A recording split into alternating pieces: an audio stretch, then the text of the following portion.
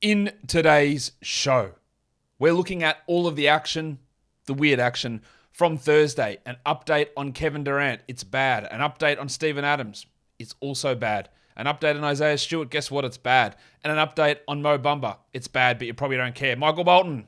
Thanks, Josh. It's Michael Bolton here, and it's time for another episode of the Locked On Fantasy Basketball Podcast. Let's get to it. Let's get to it, indeed. You are Locked On Fantasy Basketball, your daily fantasy basketball podcast, part of the Locked On Podcast Network.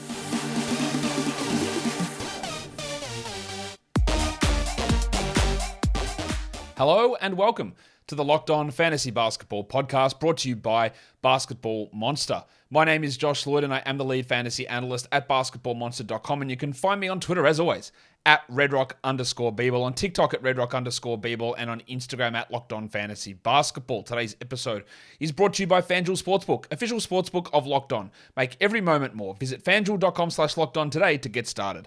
Thank you for making Locked On Fantasy Basketball your first listen every day. We are free and available on all platforms. So, weird week, weird day, lots to talk about, stuff to talk about that I'm not sure is going to matter when we move forward. I honestly don't know. It's getting to a weird point in the season. Warning. Let's get it on, Gilly. All right. The report came out from Shams. Kevin Durant reevaluated in 2 weeks. The report came out from Woj. Kevin Durant, 2 to 3 weeks. The report then came out from the Phoenix Suns. Kevin Durant will be reevaluated in 3 weeks. So, it got progressively worse. Let's stick with the Suns timeline, hey? They put it out. They're doing the reevaluation. He will be reevaluated in 3 weeks. It is the 9th of March. 3 weeks is 21 days. It's the 30th of March. That's the reevaluation. That gives you 9 days left in the regular season. Kevin Durant, I'm sorry to tell you, is a drop. Again, extended bench weekly league? Sure. IL spot? Of course. Roto League? Yeah, sit him on your bench. Any fantasy playoff league where that doesn't apply, you can't do it. It's 3 weeks. Plus. It's plus 3 weeks. He might get 1 or 2 regular season games in. It's unfortunate. It's annoying. It's unbelievably bad luck to watch the way that he did that. Now, the question's going to be, we'll talk about this a little bit more in the waiver wire ads and drops section of this show, who to add. Because in the past, Josh Okogie was the guy. And then yesterday, when Durant literally did not play, Okogie played like 23 minutes and did nothing. And a lot of people dropped him. I think he's worth grabbing. But also when there was that little run where Campaign was out and Shamet was out, who's still out, and they were sort of getting adjusted pre or post-trade, he was doing shit that we've never seen Josh Okogie do before. And I was pretty skeptical of it maintaining. He was shooting like 55% from three. He had big usage and big minutes. And I'm not sure that's realistic. But he's worth adding. Like, I'd add him over Damian Lee. I'd add him over Torrey Craig. But I think what's going to happen is he's going to be a fringy sort of bloke who we stream in and out rather than a must-roster player. But it's worth having a crack at, yeah? What it means is more value for Ayton, more value for Paul, more value for Booker. And then just a bunch of randomness. Terrence Ross becomes into the streaming territory. We saw that yesterday, but definitely not a must-roster. Looks like Isaiah Stewart. Looks like his season is over. Is that you, Mr. Stewart? Well, who the hell else do you think it'd be? Get in here, you pair of flaming galahs.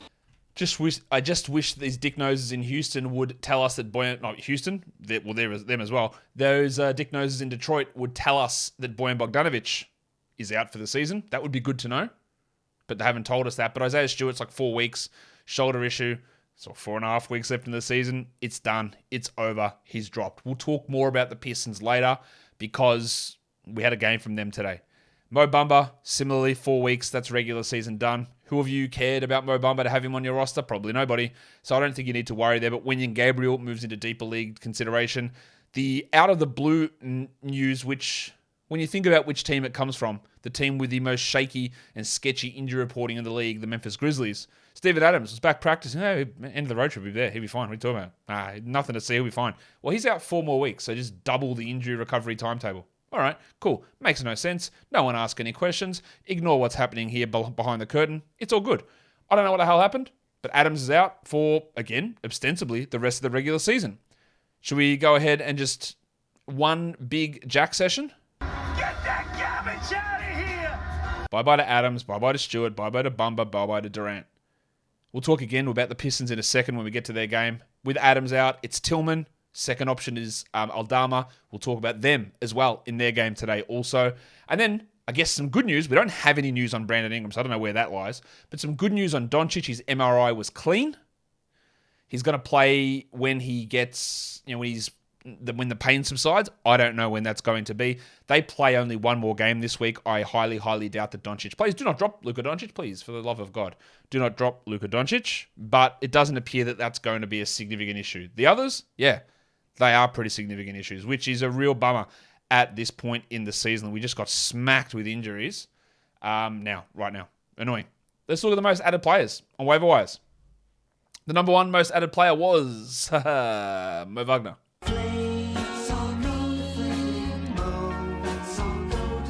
I think it was a good move to add him. Obviously, I thought he was a good stream. But they basically split the minutes with him and Goga Badadze and then played Paulo Banchero at center. Not that Wagner's line was terrible. It wasn't. But it just wasn't explosive. And it sounds like Wendell Carter will be back for their next game. So you could probably go ahead and drop Mo Wagner. Jim Wiseman, up 18%. Putting up some pretty good numbers. I think with the now absence of Stewart, the likely absence of Bogdanovic, Wiseman is going to have 12-team value here rest of the way. Dorian Finney-Smith, well, what a gigantic L that entire Nets game was.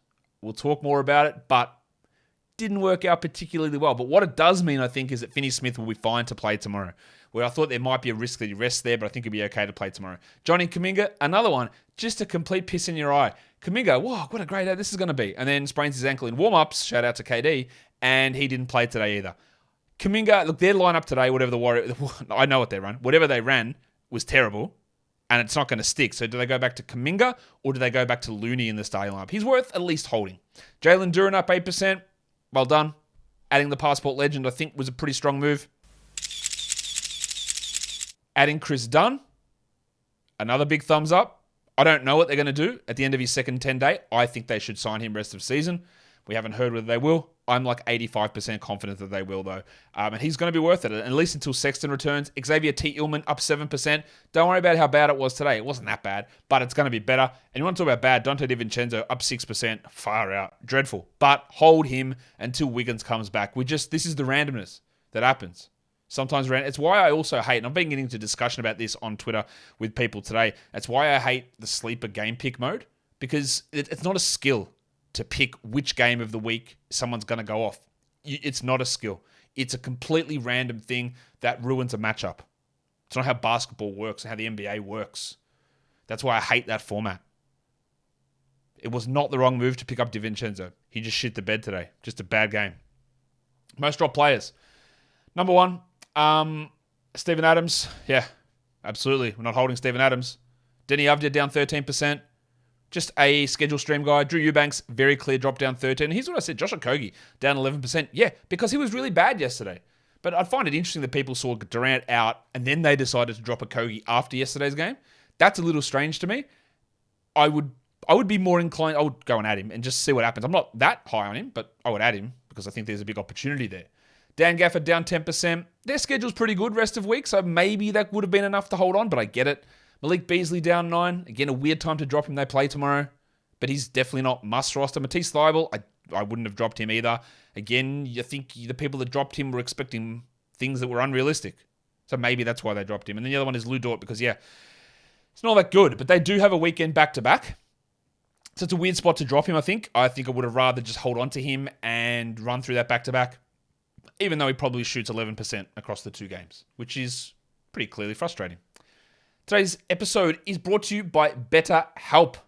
Sometimes when we're dealing with trivial matters in life, fantasy basketball playoffs, for example, or the big things, work, relationships, financial stress, it can be hard to work out what we want, what we need to do. How do we get the clarity of how to work through our life? And that's where therapy can come in. Getting to know yourself can be a lifelong process because we're always growing and changing. And getting that self-awareness and deepening your self-awareness is key because sometimes we don't know the tools that we need to cope with the little challenges and the big challenges that life throws at us consistently. BetterHelp helps connect you with a licensed therapist who can take you on that journey of self-discovery from wherever you are. If you're thinking of starting therapy, give BetterHelp a try. You don't have to go around and find the therapist, go into their office. They just give you a questionnaire, you fill it out, and you get matched with a therapist that should meet what you need. And if they don't, you can just change to a new therapist with no additional charge. It's entirely online, designed to be convenient, flexible, and suited to your schedule. So discover your potential with BetterHelp. Visit betterhelp.com/LockedOnNBA today to get 10% off your first month. That's BetterHelp, HELP.com/LockedOnNBA. Let us go into the games. The first one, the Rockets, the Pacers. An overtime game. The Pacers win it 134-125, the final score. But really, we're doing this now? 47 minutes for Jabari Smith. And the reason that we had Mitch Casey on the show in the preseason, he's like, I've got Jabari as my number one rookie. And I went, Mitch, come on. And then I looked and went, far out. I've got him like 5 spots behind Palo as the number one guy. And we were pretty high on him. And he's been terrible. He shot 27% from 3 all season. He's been terrible. And now we get this. This is the perfect illustration of why we liked Jabari Smith as a fantasy prospect. I had him number 3 as a real-life prospect, but I had him like 2 as a fantasy prospect for this season. 30 and 12, 3 threes, 3 assists, 2 steals, a block, 7 of 9 from the line, 53% from the field, 60% from 3. Now, this is obviously very much high-end stuff. He's now top 100 over the last week, pushing closer to the top 150 for the season. He's already 120th in points leagues for the season. It's just great to see the things that you thought he could do. Hit threes, get steals, get blocks, get rebounds, score. Come to fruition because he's been lost all season. So, I don't know whether it's going to continue. I have absolutely no idea because if I did, I'd make a lot more money than I do. But that opportunity, he has just a couple of games, flick the switch a little bit, and it happens often for young players at this time of the year. I think you got to go and grab him if he's on the wire. It'll hurt you. I'm sure it'll hurt you. But I don't think you can let the risk sit there on the wire. Tari Eason played 27 minutes. Not great, but 8 and 10 are still on the block. Absolutely still a 12-team league player. While Jalen Green had 24, 3 and 4 in 42 minutes. It's really frustrating in an overtime game to get 27 minutes out of Eason and 26 minutes out of Şengün. 14 and 8 for Şengün, who did have some foul trouble, but he also got Silas, which we hate. Kevin Porter Jr. was out, so we got 23 points actually for KJ Martin with 2 steals on bad free throws. You know that situation. He's going to hurt your free throws and he's going to be great for field goals and get some steals and points. That's what he does. And he did it pretty well here. But he does drop off when Porter plays, as does the Wild thing, Jae'Sean Tate. Even the Wild thing's gone well. I can't do much about that. Pretty good game from Tater. 13, 8 and 3 with a block. He's also top 100 over the last week. I'm not falling for it. But if Porter is out, I'd consider him a stream option. Daishen Nix, one of the largest, do the least with the most players in the NBA. Shout out to Tony Snell.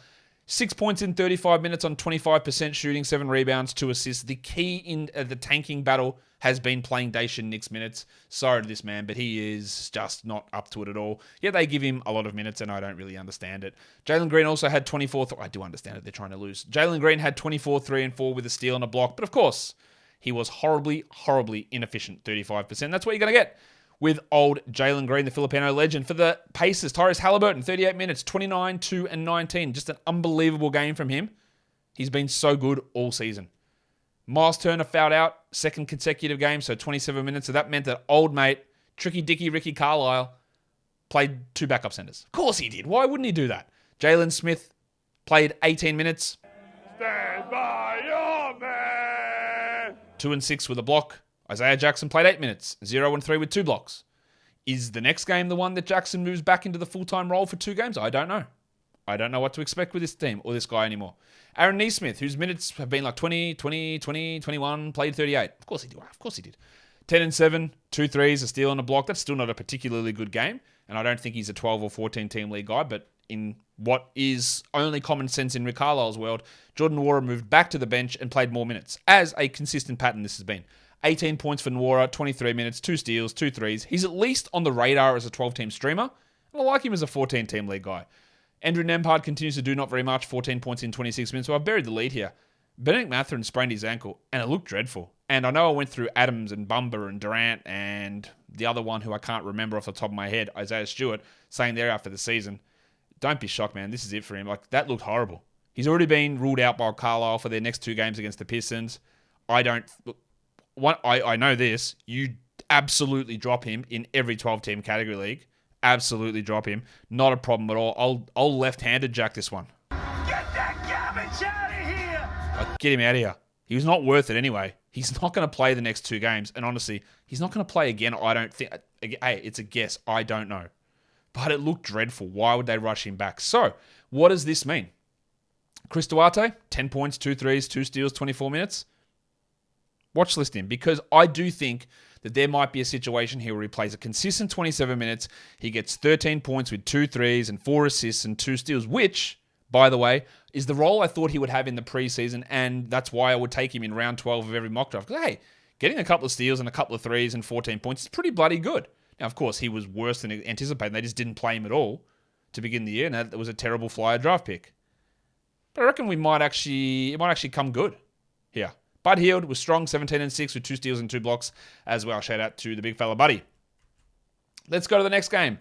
The Charlotte Hornets and the Detroit Pistons. Is Oh Hi Mark now Oh Bye Mark? Oh, hi, Mark. I didn't do it. I did not. Mark Williams sprained his thumb, returned to the game, and then didn't return to the game. So I don't know what that means. I know that he's not going to play most likely in their game on Saturday. He probably won't play Sunday. And then as we discussed earlier today on the Mailbag show with Kingy, they play 2 games next week. So I'd probably like to wait to find out what the status is. But if he is ruled out of Saturday, you can drop Mark Williams. We love what Mark Williams does, but an injury moving into a 2-game week is not worth it. And it's where you got to decide whether picking up Big Dick Nick Richards is worth it. Because Richards for a Saturday, Sunday back-to-back, if he plays 30 minutes a night, man, we love it, we froth it. We're so all about that. But the long-term value is non-existent. 2 games next week, you don't want anything to do with that in 12-teamers. But I don't mind the ad now. With 2 more games left this week for Richards, that is a strong ad. Just don't expect anything more after that. Rozier, 21, 6 and 9, 2 steals, 2 blocks. Thank you. Oubre, 27, 4 and 2 with 4 threes. The volume of this guy is just insane to me. Well, Gordon Hayward stunk. 2, 5 and 6, 11%. Don't drop him. Again, you can look at 2 games next week, which you should, but there's 2 more games this week for them. Once we get through Sunday's action, then we can go ahead and wholesale drop Oubre's and Haywoods and Smiths and these guys. Probably not Rozier and Williams and Richards. You can go ahead and drop them then.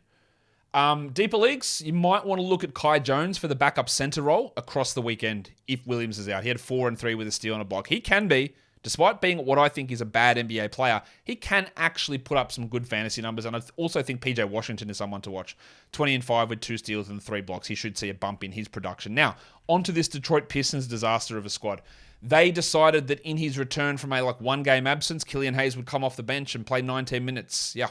Cool. Because why wouldn't you do that when you got the opportunity to play Corey Joseph 24 minutes? You got to take that opportunity every single moment. What's that? Corey Joseph didn't start? Oh, they must have put another young gun starter in his place. You're right, they did. It was Rodney Magruder who had 9 points in 21 minutes.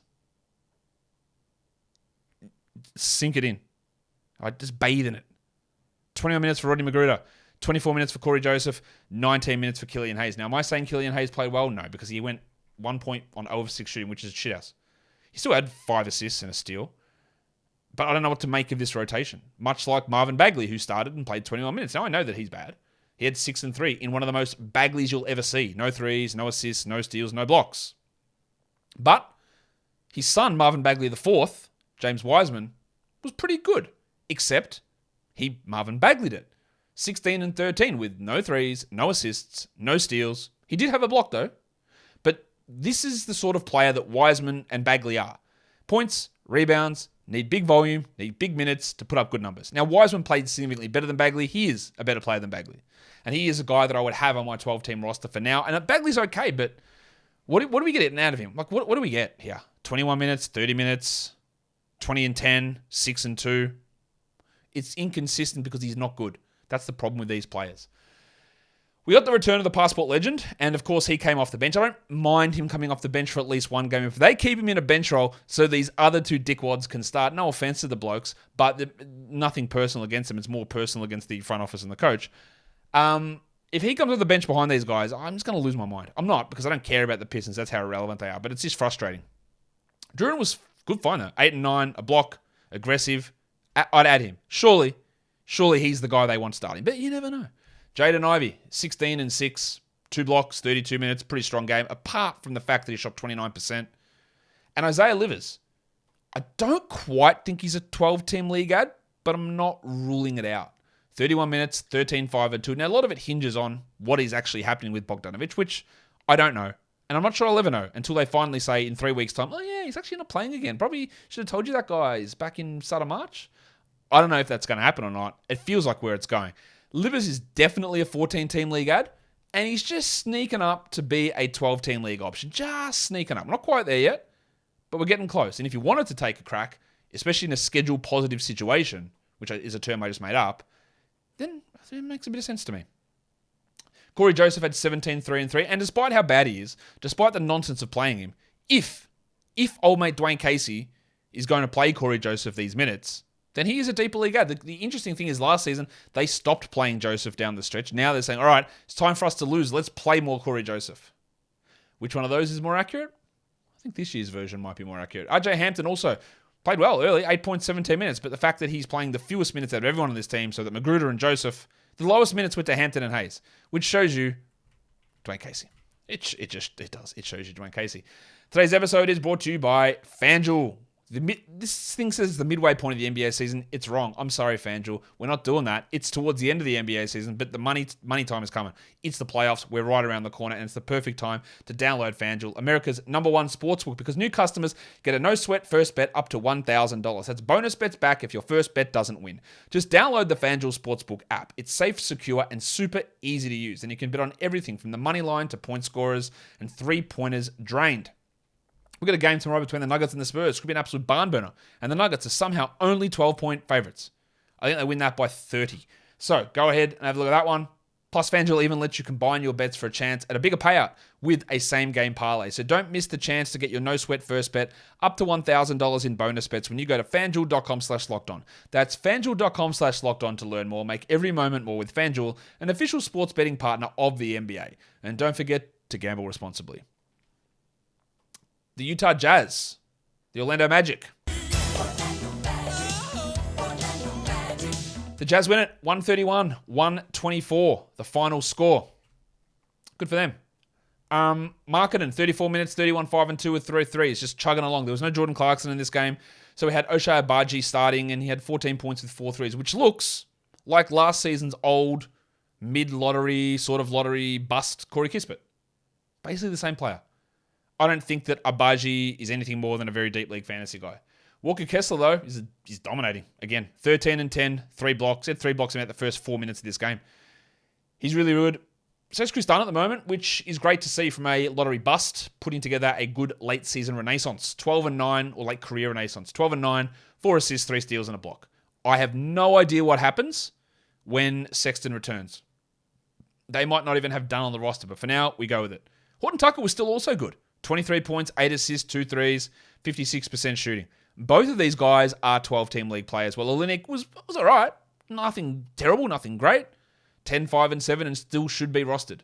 For those of you in deep leagues, Damian Jones got the backup center role ahead of Azubuike, while Johnny Juzang, the legend, had 3 points in 12 minutes. Fontecchio had probably his best game as well. He has not been able to shoot at all this season, but 17 points on 71% is good with 3 steals. I don't really care too much about that. For the Magic, like I said, Wendell Carter was out, but I think he's going to be back next game. They played Mo Wagner 23 minutes, 11 and 6 and a steal. It's totally adequate. It's not what you wanted. You'd hope 31 minutes, but that's totally adequate. They split the minutes almost evenly between him and Goga, which is something we warned about. Goga had 2 blocks, but horrendous percentages. And they went with Paolo at center quite a bit. And Paolo had 26 and 8, but guess what? He was bad from the free throw line and a little bit below average from the field. Same shit as always. 26, 8, and 2 for Banchero. France had 24 points, but not a lot else supporting him there. But how about the big one from the big fella, Jalen Suggs? 30 minutes, 17, 3, and 6 with 2 steals. Love what he did. Thought he played really well. I am not in a position to trust it. Just go back literally one game to look at his production. It was dreadful. But interesting that he got 30 minutes, while Gary Harris got 30 minutes, and Cole Anthony got 22. And the guy with the fewest minutes is Bol, who is still rostered in 20% of 12-team leagues for a reason I do not understand. Suggsy is a 12-team streamer. Gaz Harris is a 14-team streamer, maybe even 12. But good lines from both of those guys. Marco Fultz continues to be really, really strong. 25, 3, and 6 in 32 minutes for him, while not much else happening there. Cole Anthony, again, so inconsistent. But his next game, he might have 20 points on 7 shots. We know how it goes with him.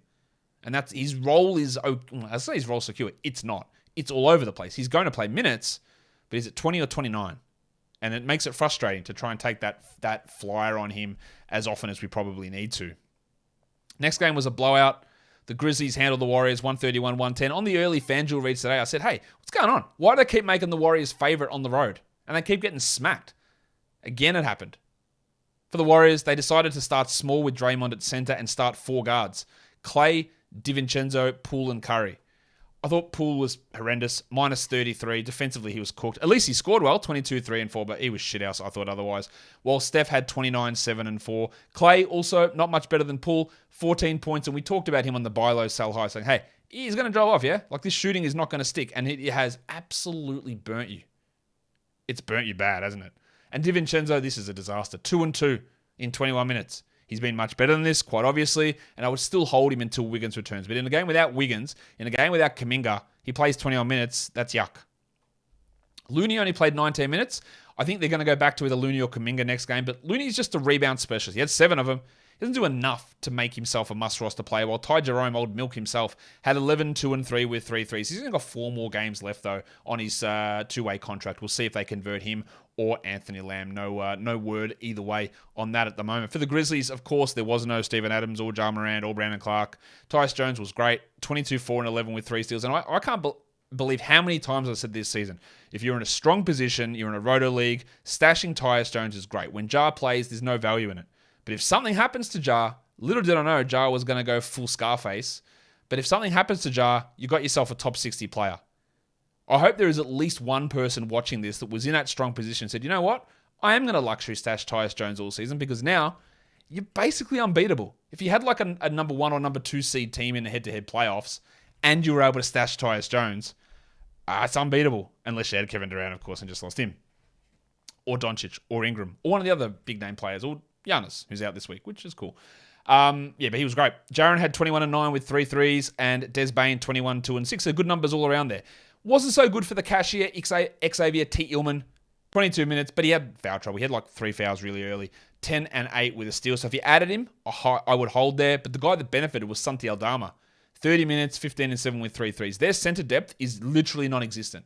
It's Jaren and Tillman. So if Jaren plays at center, that means Aldama's going to have play more at the 4. Now, they'll play some minutes of David Roddy, who I just don't think is up to it at all at this stage. We haven't got 2 minutes of Kenny Lofton in this game. Isaiah Williams isn't really a 4. Their forward depth is pretty rough. So there is minutes here for Santi to at least push into like 14-team league value with this absence to both Adams and Clark. Don't expect 30 a night, but, something. 35 minutes for Brooksy, 14, 4, and 6. A bunch of insufferable antics on the court, as always. A 1-1. He shot 40%, but honestly, it wasn't that bad of a game from Brooks, which is the highest form of flattery that I can offer him. This next game, honestly, I don't know what to do with this next game. The Nets and the Bucks. Milwaukee 118, Brooklyn 113. The Nets just said, we don't care. We honestly don't care about this game. We rested Dinwiddie, Claxton, Cam Johnson, Royce O'Neal. And then they started a combination of Seth Curry, Joe Harris, Mikal Bridges, Dorian Finney-Smith, and Nerlens Noel. And not one of those players played over 18 minutes. So they soft rested them. What was the point? So that people could say, look at Mikal Bridges, guys. He never rests. He's never buying into the load management. The bullshit that is propagated by fake modern science. He's never doing that. So why did he play 12 minutes? He would just tell them he's playing through everything. So why did he play 12 minutes? So that he could perpetuate that he's an Iron Man that never misses a game and doesn't need to rest? What was the point of it? What's the point of this? 11 minutes for Seth Curry, 11 minutes for Finney-Smith, 10 minutes for Joe Harris, 18 minutes for Nerlens Noel. And then we just got like 31 minutes for Patty Mills, 26 minutes for Cam Thomas, 22 minutes by an NPC by the name of Drew Smith, 30 minutes for Day'Ron Sharp. And what does this mean? Honestly, nothing. Not a single thing. Because tomorrow, Mikal Bridges is going to play his usual minutes. Finney-Smith's minutes will bump up. Dinwiddie will be back. Claxton will be back. Cam Johnson will be back. Royce O'Neal will be back. I don't know if Seth Curry or Joe Harris will play, but they played 20 minutes combined today. So I reckon they'll be okay. And all of this production from Drew Smith and David Duke. What should I change? He's the one who sucks. And Day'Ron Sharp is going to mean nothing. Even Cam Thomas, who had 21 points, didn't even start the game, started the second half, and did what he does, 21 points with not much else. But is he even going to play a single second tomorrow? I don't know. Or are they going to treat tomorrow like a weird rest day where Harris and Curry don't play and then Dinwiddie comes in and plays 5 minutes? I don't have any understanding of what they're going to do, which is shit because they had 3 games in 4 nights in the best schedule for the rest of the week and it's been completely dicked over. Because there's no way that we're looking at Yuta Watanabe playing 29 minutes a night for the other 2 games this week. There's no way we're looking at Drew Smith as a cheeky option scoring 17 in 22 minutes. I just don't think any of it's going to happen. So we can look at this, and I've spoken about it for too long. I don't think there's anything to take away whatsoever. I think Bridges will play tomorrow, and Finney-Smith will play tomorrow, and everyone else will come back. And it will be just a regular rotation for the Nets. The Bucks were once again without Giannis. Giannis Antetokounmpo. So Bobby Portis went crazy. 28 and 13 with 3 threes. Fantastic, Bobby. Now we know you can play the minutes. So next time if you play 18, it's because they don't want you in the rotation that much. And when Giannis is there, that's the situation. Great value for now. Long term, it's not really there. Well, how about the big fella Brook Lopez? Holy shit. 24 and 10, almost a triple-double because he had 9 blocks. He hit 3 threes and shot 50% from the field. 20 attempts. Just an amazing, amazing season from Brook Lopez. There's been some peaks and troughs, but it's been great. Chris Middleton started. He'll continue to do that, which is awesome, but he didn't shoot well, 26%. 11, 7, and 7 is fine. 29 minutes is all right as well. While Drew returned and had 11, 3, and 7, but just, again, a weird game. Grayson Allen, 19 points, 3 threes, 2 steals. I love that, but even in games that Drew is out or Giannis is out, we can't trust that. He's a streamer for threes who occasionally has the good game, while Javon Carter, talked about the most inconsistent man in the world. 5 points on 17% shooting. Him and Jay Crowder are going to have a Gattuso off. Sometimes may be good, sometimes may be shit. 5 points, 4 assists, 2 steals, 17% shooting for Javon. As for Crowder, 6 and 11 in 20 minutes. We're not looking at him as a 12-teamer. He's a 14-teamer, so is Carter, while Connaughton's like a 16-team league guy at this point. But yeah, the Giannis absence impacts so many things. Plus, whatever the hell was going on with the opponent in that game. Now, normally, I'd be doing the last game of the night now, but I'm not going to be able to do that tonight because I do have to head out. And if I waited until that last game finished, we're about got a quarter to go of that game at the moment. Then the show just wouldn't come out for hours, and that's just not going to be any use to. So I had a quick look over the box score. There's not a huge amount happening there. One thing that is interesting is the sell-high slump has really hit Emmanuel quickly. 0 points so far in 20 minutes, despite starting the second half. Malik Monk got a little bit hot in the second half as well, but not anything majorly interesting from a fantasy perspective, I don't think. So I'm not going to go through that. I'm not going to do the lines of the night because I do have to head out. So I do, again, apologize for the lack of coverage here on that last game. But sometimes stuff happens. Follow this podcast on Apple Podcasts, Google Podcasts, Stitcher, Spotify, and on the Odyssey app. And if you are here on YouTube, thumb it up and leave your comments down below. Guys, we are done here. Thank you so much for listening, everyone. See ya.